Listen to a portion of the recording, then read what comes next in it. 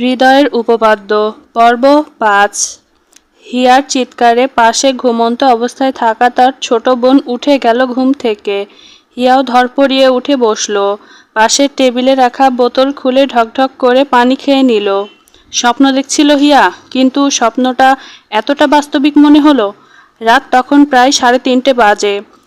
তিতলিকে ঘুমিয়ে পড়তে বলে নিজেও শুয়ে পড়ল, কিন্তু পুরো রাত আর চোখের পাতা এক করতে পারেনি সে। মনে মনে ভাবতে থাকলো, কয়েকদিন ধরেই তার সাথে ঘটে যাচ্ছে এমন অদ্ভুত সব ঘটনা। এসব 7-5 ভাবতে ভাবতে ফজরের আজান দিয়ে দেয়। উঠে নামাজ পড়ে নেয় হিয়া। চারিদিক তখন আলোকিত হচ্ছে ধীরে ধীরে। হিয়া পড়তে বসলো। সব কিছুকে ছাপিয়ে তার স্বপ্ন মেডিকেল, আর তার জন্যই তাকে লড়তে হবে, করতে হবে কঠোর পরিশ্রম। সব কিছুই করতে প্রস্তুত হিয়া। আজ শুক্রবার, কলেজ ছুটি, তাই সকাল 8টায় নাস্তা শেষ করে ছাদে গেল হিয়া। তখনই শ্রুতির ফোন এলো। হিয়া, ফিজিক্স প্রাইভেট পড়বি? আরহাম স্যারের কাছে অনেকেই পড়বে। হিয়া বরাবরই ফিজিক্সে কাঁচা। কিছুক্ষণ ভেবে বলল, আম্মুকে জিজ্ঞেস করে দেখি। আচ্ছা। হিয়া, আমরা অনেক দিন কোথাও ঘুরতে যাইনি, চল না আজ একটু বেরোই কোথাও।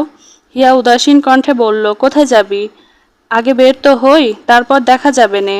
আচ্ছা, দুপুরের পর তাহলে। শ্রুতি উচ্ছ্বাস নিয়ে বলল, আচ্ছা, সি ইউ সুন। ফোন কেটে দিল শ্রুতি। হিয়া দাঁড়িয়ে রইল ছাদের কার্নিশ ধরে, ভাবতে থাকলো নিজের জীবনের কথা।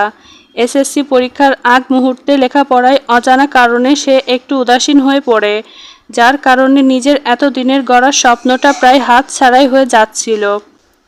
রূপের কারণে মানুষের সব সময় অহংকার হয়, আর হিয়ার মনে হয় তার রূপই তার অভিশাপ। তার জীবনের সকল সমস্যায় যেন তার এই রূপকে ঘিরেই। পাড়ার বখাটেদের নজরে পড়া থেকে শুরু করে এলাকার কাকি জেঠিদের আর চোখে দেখা সবটা এখন এগুলোর সাথে অনেকটা খাপ খাইয়ে নিয়েছে নিজেকে। ভাবতে ভাবতে চোখে জল এলো হিয়ার। চোখের জল মুছতে মুছতে পিছনে ঘুরতে যেন একটা ছায়া তার পিছন থেকে সরে গেল। হিয়া কিঞ্চিত ভড়কে গেল। হালকা কণ্ঠে শুধালো, কে? দমকা একটা হাওয়া শরীর স্পর্শ করে গেল হিয়ার।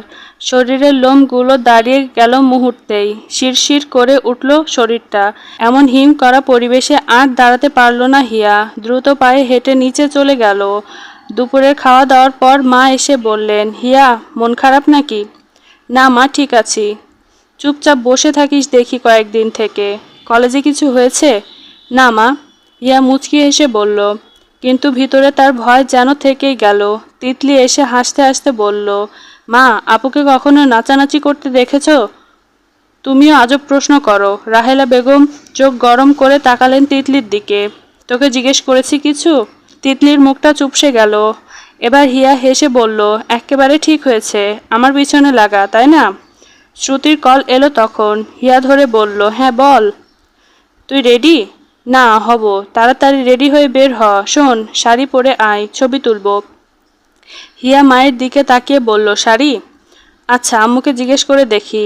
ফোন রেখে আমতা আমতা করে বলল, মা মা রাহেলা বেগম নরম কণ্ঠে বলল, পর, কিন্তু হিজাব সহ। থ্যাঙ্কস মা, হিজাব তো আমি পরবই। হিয়াকে একটা সবুজ রাঙা শাড়ি পরিয়ে দিলেন রাহেলা বেগম। তিতলি বায়না ধরল সেও যাবে। মা বলল, ওরা বান্ধবীরা যাবে, তুই কি করবি ওখানে? আমি আপুর সাথেই থাকবো, প্লিজ মা, প্লিজ। হিয়াপু, তোদের ছবি তোলার জন্যও তো কাউকে লাগবে, বল। ন্যাকা কান্না কেঁদে বলল তিতলি। হিয়া বলল, আচ্ছা মা, আসুক। রাহেলা বেগম বললেন, আচ্ছা যা, কিন্তু হিয়ার সাথে সাথে থাকবি। দু বোন মিলে বেরিয়ে গেল। আকাশটা মেঘলা, মনে হয় বৃষ্টি নামবে। হিয়া আর তিতলি বসে আছে পার্কের একটা টুলে। শ্রুতি আসেনি এখনো।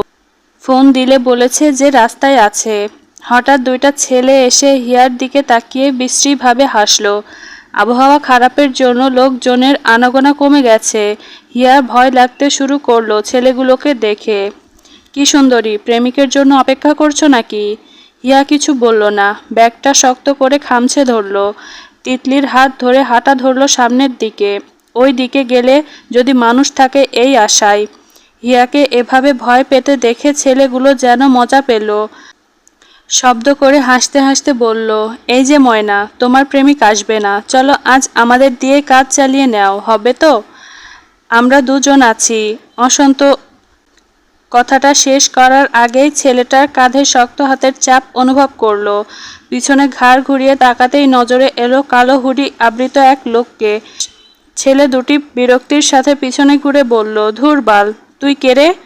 এই ঠাডা পড়া গরমে হুডি পরে হিরোগিরি মারাইতে আইসোস? সর! হুডি পরা লোকটা ছেলেটার মাথাটাকে ধরে টান মারল। সাথে সাথেই ঘুরে গেল ছেলেটার মাথা।